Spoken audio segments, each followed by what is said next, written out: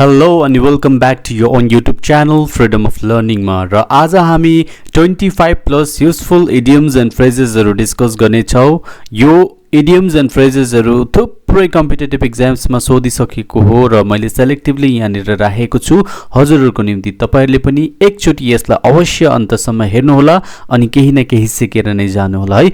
र यति भन्दै तपाईहरुलाई आफ्नो च्यानल फ्रीडम अफ लर्निङ मा स्वागत गर्दै र यो पनि भन्न चाहन्छु कि च्यानलमा नयाँ हुनुहुन्छ भने च्यानललाई सब्स्क्राइब गर्नु चाहिँ पटक्कै नभुल्नु होला अनि यस भिडियोलाई ज्यादा भन्दा ज्यादा लाइक्स अनि शेयरको बर्सात पनि गरिदिनु होला है। र आउनुहोस् आजको यो क्लासलाई सुरु गरौँ र आज हामी टोटल 25 क्वेशन्सहरु डिस्कस गर्ने छौं र एकदमै क्रुशियल छ यो क्लास। तपाईहरु कुनै पनि कम्पिटिटिभ एक्जाम्सको लागि जानु हुँदैछ त्यहाँ नि इंग्लिश अनिवार्य रूपमा सिलेबसमा राखिएको छ भने यो क्लास तपाईको लागि हो। र क्वेशन नम्बर 1 आउनुहोस् हेरौं के रहेछ।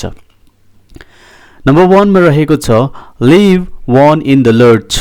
यसको इडियम मिनिङ के हुन्छ भनेर सोध्यो भने तपाईले भनिदिनुहोस् desert one in difficulties, leave one in a helpless condition. Okay, यो चाहिँ कसले गर्छ भन्दा मतलबी मान्छेहरुले गर्ने गर्छ है। leave one in the lurch means desert one in difficulties, leave one in a helpless condition.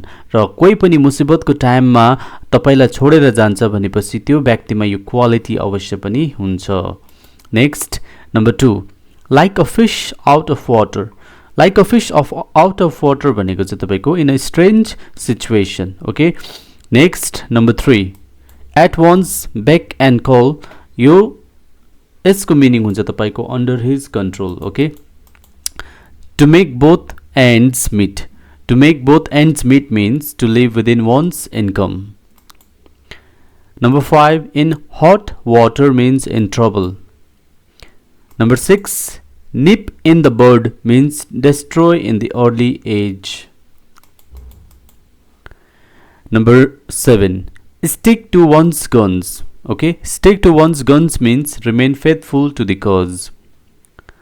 Number 8 to eat humble pie means to apologize humbly and to yield under humiliating circumstances. Okay, number 9 wash one's dirty linen. This idiom is very important. यो थुप्रै पल्ट आइसकेको idiom हो यसैले गर्दा यसलाई राम्रो हेर्नु होला। wash one's dirty linen means discuss unpleasant in public private matters before strangers.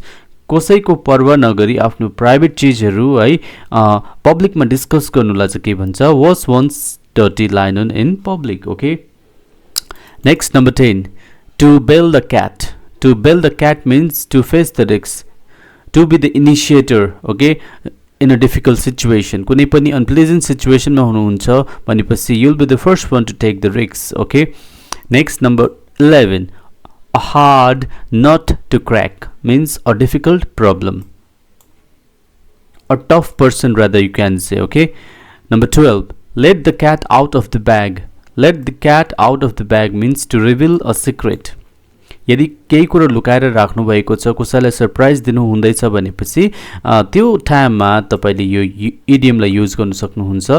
let the cat out of the bag means reveal a secret. Finally the moment has come where you are going to reveal what you have planned for that particular person or an event. Okay, next number 13 a big gun. A big gun means an important person. Okay, so जीवनमा हामीलाई सबै एउटा big gun हुने इच्छा हुन्छ है, एउटा important स्ट्याटसमा आउने इच्छा हुन्छ त्यसैले गर्दा तपाईले मेहनत गर्नु हुँदैछ है। नेक्स्ट छ तपाईको number 14 kill two birds with one stone. To achieve two results with one effort. एउटा मेहनतले दुईटा फल पाउनु भनौं न है। Number 15 a brown study. A brown study means dreaming. Okay,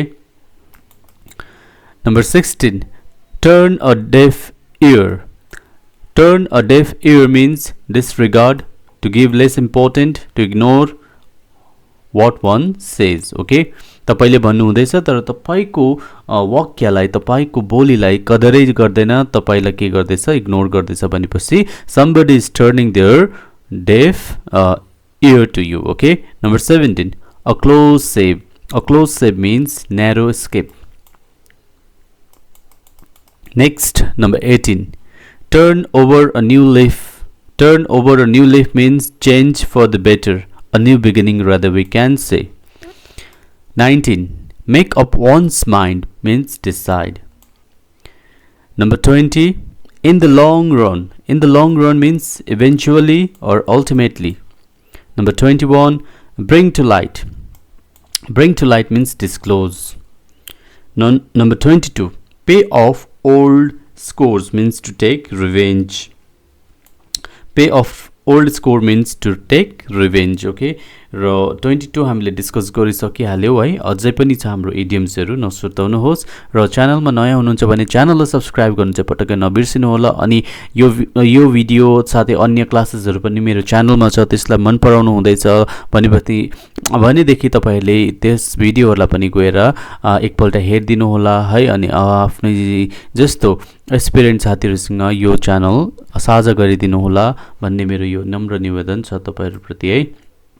Number 23 मा छ at 6s and 7s means in a disordered, disorganized manner or chaotic. Okay, at 6s and 7s means you'll be confused at that particular moment. You'll never know what to decide, what to do, where to go. This kind of things will remains with you when you are at 6s and 7s. Okay, number 24 at home means comfortable. Number 25 will be alpha and omega. Alpha and omega means the beginning and the end. Alpha means your beginning and omega means the end.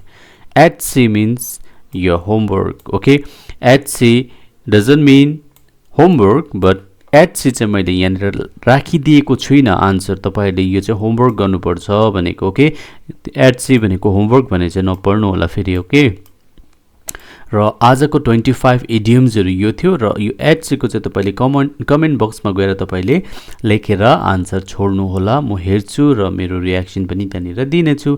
र आजको यो 25 most important क्वेशन्सहरू थियो र फ्युचरमा पनि तपाईको निम्ति यस्तै इम्पोर्टेन्ट क्लासेसहरू लिएर आउने कोसिस गर्नेछु. र till then keep on learning, freedom of learning, keep on watching freedom of learning. र च्यानललाई धेरै समक्षमा पुगाउने चेष्टा गराऊ, कोसिस गराऊ है. र तपाईको निम्ति क्लासेसहरू प्रिपेयर हुँदैछ, नसुर्ताउनुहोस्. एकाएक गर्दै क्लासहरू अब थोरै दिनमा आउने छ.